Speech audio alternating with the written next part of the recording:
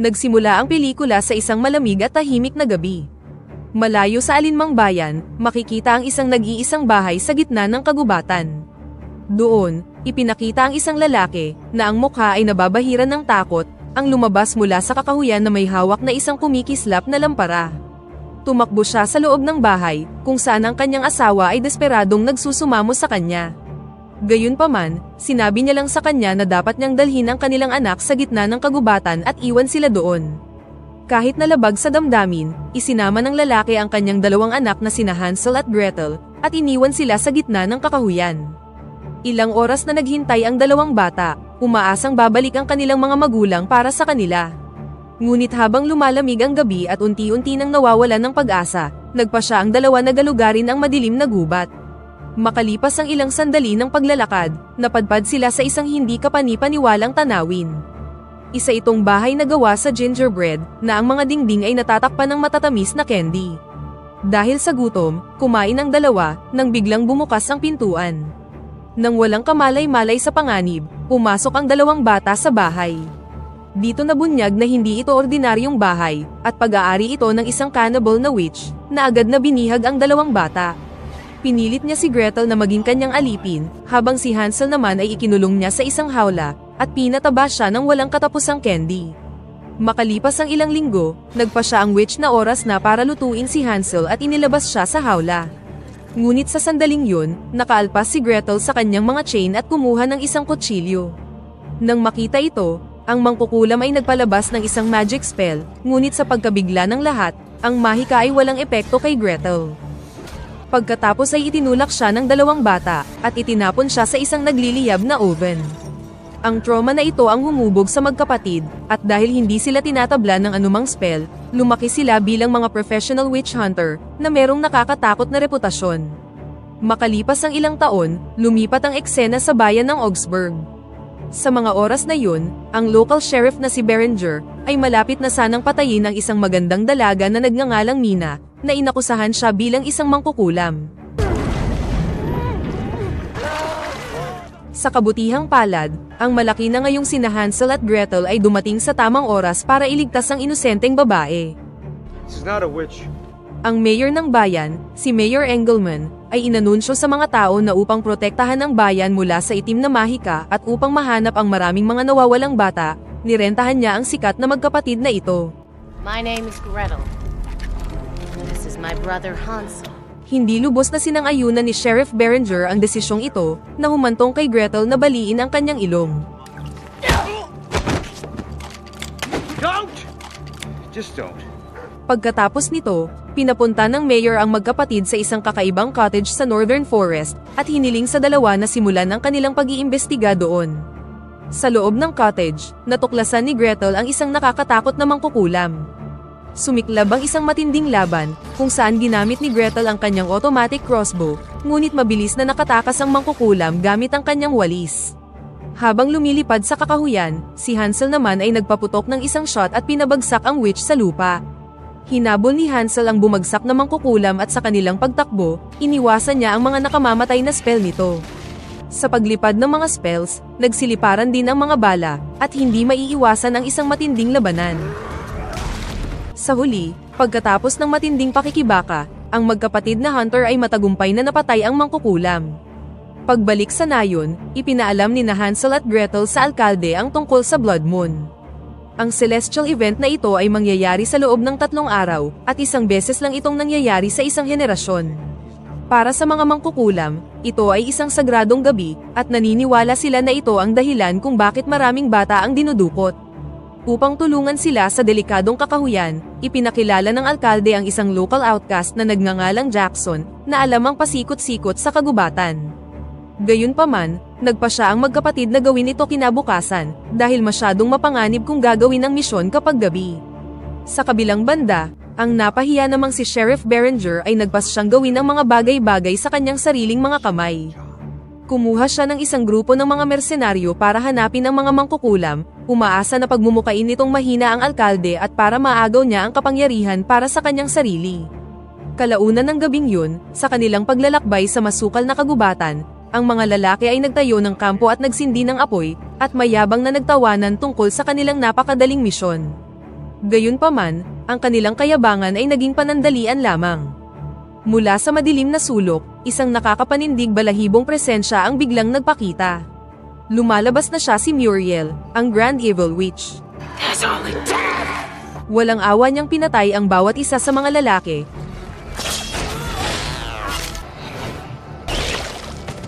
At nag-iwan lamang ng isang survivor para magpadala ng isang mensahe sa bayan ng Augsburg. Gamit ang kanyang dark magic, inilagay niya sa lalaki ang Curse of Hunger, bago siya pinabalik sa bayan. Samantala sa bayan, masayang nagdiriwang ang magkapatid na witch hunter sa isang bar. Sa sandaling yun, nakilala nila ang binatang si Ben, isang masugid na tagahanga sa kanilang mga nagawa. Hindi nagtagal, ang lalaking nilagyan ng sumpa ni Muriel ay pumasok sa lugar at nagbigay ng isang nakakatakot na mensahe. The curse of hunger for crawling things. That was awesome. I hate that one. Sa sumunod na eksena, ipinakita ang lihim na pagtitipon ng tatlong pangunahing mangkukulam. Dito nabunyag ang kanilang masamang plano, at lumalabas na dinudukot nila ang mga bata dahil balak nilang isakripisyo sila sa panahon ng Blood Moon. Ang ritual na ito ay magbibigay sa kanila ng immunity laban sa apoy, na siyang pinakamalaking kahinaan ng mga mangkukulam, at ang sandata na kadalasang ginagamit laban sa kanila. Nabunyag din na ang pag-akit sa mga sikat na witch hunter na sina Hansel at Gretel sa bayan ng Augsburg, ay bahagi lang ng kanilang mas malaki pang scheme. Gayunpaman, ang tunay na dahilan sa pag-akit sa kanila doon ay nananatiling misteryo sa ngayon. Kinabukasan sa palengke, nakasalubong ni Hansel si Mina, ang babaeng iniligtas nila mula sa execution. Nagpakita siya ng malinaw na interes kay Hansel, ngunit napakatorpe niya para sunggaban ito. Sa sandaling yun, nabunyag din ang isang pangmatagalang resulta mula sa pagkabihag ni Hansel noong bata pa siya. Dahil sa sapilitang pagpapakain sa kanya ng napakaraming candy, nagdulot ito ng permanenteng karamdaman na kung tawagin ay diabetes. Upang mabuhay, kailangan niyang regular na turukan ang sarili ng isang espesyal na gamot. Upang tulungan siya, sinabi ni Mina na alam niya kung paano ito gamutin, ngunit tumanggi si Hansel at nagpaalam na sa babae. Determinado na makakuha ng mga sagot, nagset sina Hansel at Gretel ng isang matalinong bitag para sa isa sa mga mangkukulam, kung saan gumamit sila ng estatwa na naglalabas ng tunog ng umiiyak na bata bilang pain. Ang mangkukulam, na naakit sa pag-iyak ng biktima, ay lumapit ngunit nalaman niyang isa lamang itong dummy. Tinambangan siya ng magkapatid na hunter, at sumiklab ang isang matinding labanan. Nang tangkain ng mangkukulam na tumakas gamit ang kanyang walis, si Hansel ay gumawa ng isang matapang na paglukso at naglambitin sa ere. Kalaunan, nagtagumpay sina Gretel sa pagdaig sa mangkukulam, at dinala siya pabalik sa bayan bilang kanilang bilanggo. Sa ilalim ng kanilang matinding interogasyon, ang nahuling mangkukulam ay nagpahayag ng isang kritikal na impormasyon.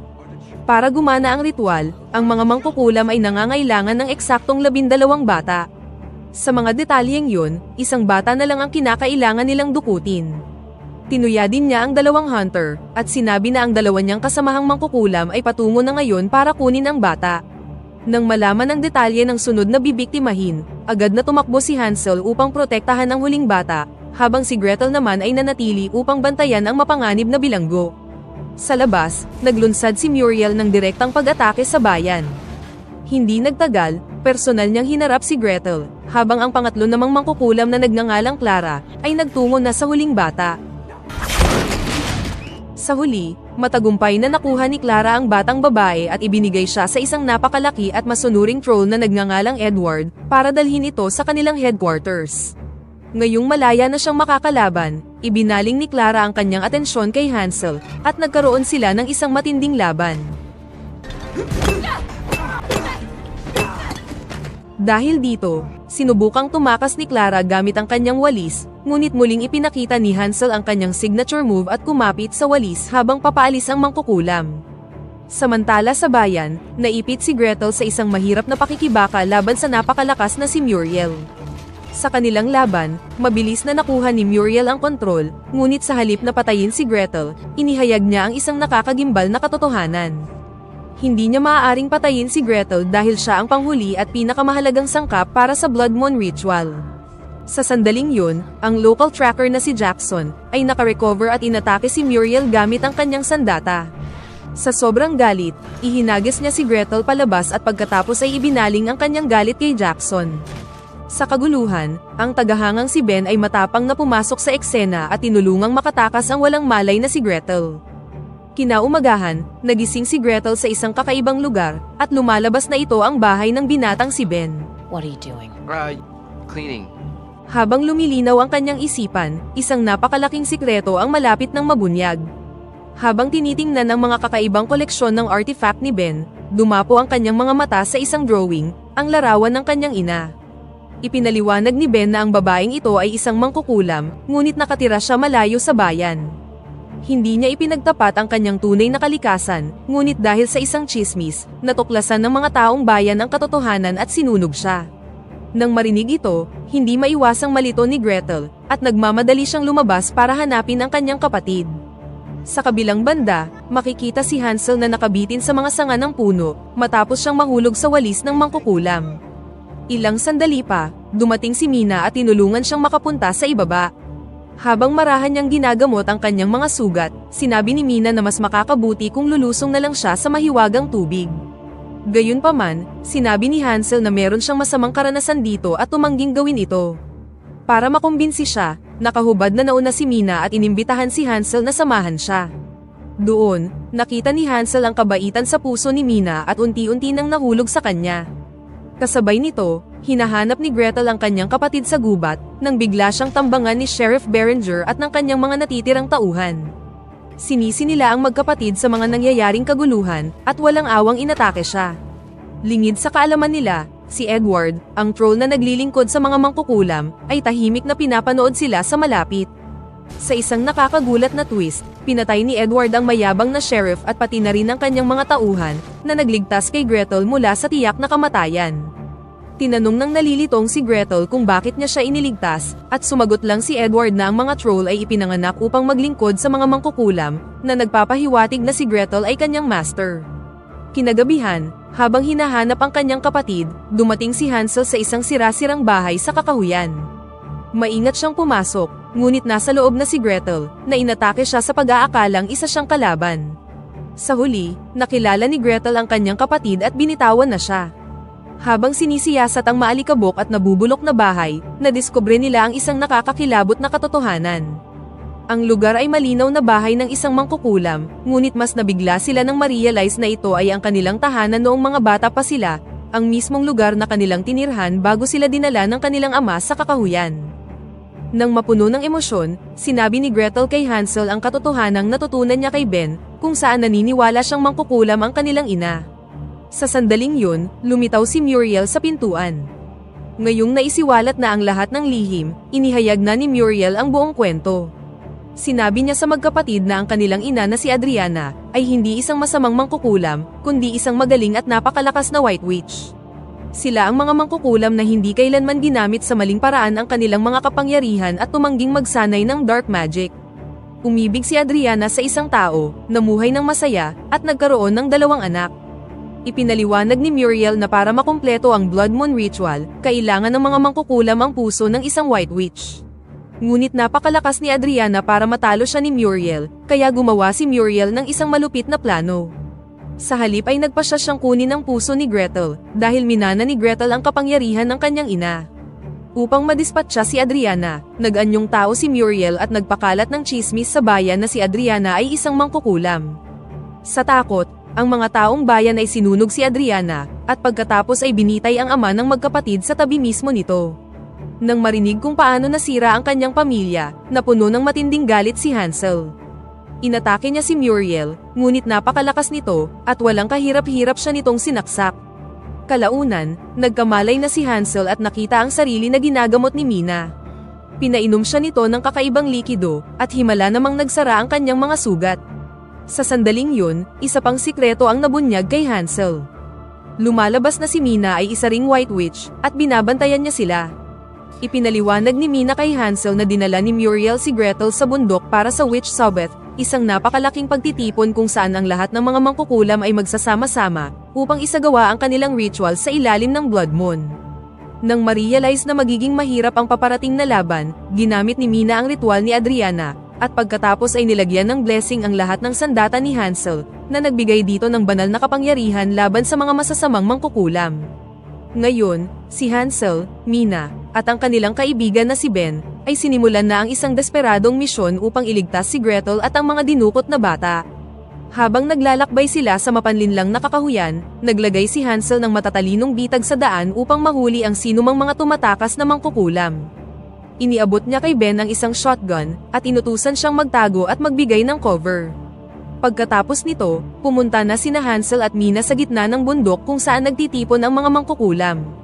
Sa tuktok, isang nakakatakot na eksena ang bumungad sa kanila, kung saan daan-daang mga mangkukulam ang nagtipon-tipon para sa Blood Moon Ritual. Ang mga nawawalang bata ay inilagay sa mga hawla, habang si Gretel naman ay itinali sa batong altar, handa na para sa gagawing sakripisyo. Nang maging kulay dugo na ang buwan at nagsimula na ang seremonya, buong tapang na inilantad ni Hansel ang kanyang sarili sa grupo ng mga mangkukulam upang maakit ang kanilang atensyon. Nang sila ay sumugod sa kanya, nagpaputok si Mina mula sa kanyang nakatagong posisyon, at ang kanyang mga pinagpalang bala ay tumagos sa mga masasamang nilalang. Sa kaguluhan, nilabanan ni Hansel ang maraming mangkukulam sa ibaba, at pinalaya ang mga bihag na bata mula sa kanilang mga hawla. Nang makitang napurnada ang kanyang ritual, kumilos na si Muriel para patayin na si Gretel. Ngunit ang troll, si Edward, na naalala ang kanyang tunay na layunin na pagsilbihan ang bloodline ng mga White Witch, ay bumaling kay Muriel at pinalaya si Gretel. Nang makitang patay na ang karamihan sa kanyang mga kasamahan, nagpa siya si Muriel na umatras na. Tumakas siya gamit ang kanyang broomstick, na sinundan ng ilang mga nakaligtas na mangkukulam. Ngunit habang lumilipad sila, na-trigger nila ang mga bitag ni Hansel sa kagubatan, na pumatay sa natitirang mga tagasunod. Nakaligtas si Muriel sa bitag, ngunit ang nakapwesto ng si Ben, ay binaril siya sa ere, na naging sanhi para masugatan siya ng husto. Nang mahanap nila si Muriel, nakita nila siya sa huling lugar na hindi inaasahan ng sinuman, ang orihinal na gingerbread house mula sa kanilang pagkabata. Doon, hinarap ni Mina si Muriel, at isang kamanghamanghang magic duel ang nagsimula sa pagitan ng dalawang mangkukulam. Buong lakas na lumaban si Mina, ngunit ang kanyang puting mahika ay walang laban sa dark magic ni Muriel. Sumugod si Hansel sa tabi ni Mina, at niyakap ang kanyang nag-aagaw buhay na pag-ibig sa kanyang mga bisig. Bago pumanaw, nangako si Hansel na maghihiganti siya para sa kanya. Nang mapuno ng bago at nag-aalab na galit, pumasok si Hansel para labanan si Muriel, determinadong tuldukan na ang lahat. Naipit sila sa isang malupit na bakbakan. Nang dumating ang sugatan ngunit determinadong si Gretel upang sumali na rin sa laban. Sa huli, binalot siya ni Hansel ng mabigat na kadena at ibibigay na sana ang huling blow, nang traidorin siya ng kanyang katawan. Oras na para sa kanyang insulin, ang resulta ng candy na pilit sa kanyang pinakain ng mangkukulam noong bata pa siya. Nanghina siya ng husto at bumagsak sa sahig. Bagamat sugatan, gumapang si Gretel sa kanyang kapatid at nagawang maturukan siya ng insulin, na nagligtas sa kanyang buhay. Ngunit sa ilang kritikal na segundong yun, nakalaya si Muriel at muling nabawi ang kalamangan. Tila wala ng pag-asang manalo, ngunit ang na-revive na si Hansel ay ibinalibag siya sa sahig. Sa tulong ng bawat isa, pinugutan nila ng ulo ang masamang si Muriel, na sa wakas ay tumapos na sa kanyang kasamaan. Pagbalik sa Augsburg bilang mga bayani, sinunog nila ang katawan ng mangkukulam sa harap ng buong bayan bilang simbolo ng kanilang tagumpay. Sa huling eksena, ipinakita sa atin na lumaki na ang kanilang koponan. Ngayon, si Hansel, Gretel, Ben, at maging ang kanilang tapat na troll na si Edward, ay isa ng tunay na pamilya ng mga witch hunter. Sa panahong yun, dumating sila sa isang disyerto, dala ang katawan ng mga mangkukulam na kanilang ipagpapalit sa gantimpala. Binasag ni Edward ang pinto ng isang nakatagong cottage, at habang nakahanda ang kanilang mga sandata, sumugod sila upang harapin ang susunod nilang target, at dito na nagtatapos ang pelikula. Pakipindot naman ang like button kung nagustuhan mo ang pelikula, at kung hindi naman, pindutin mo ng 2 beses ang dislike button para lang makasiguro.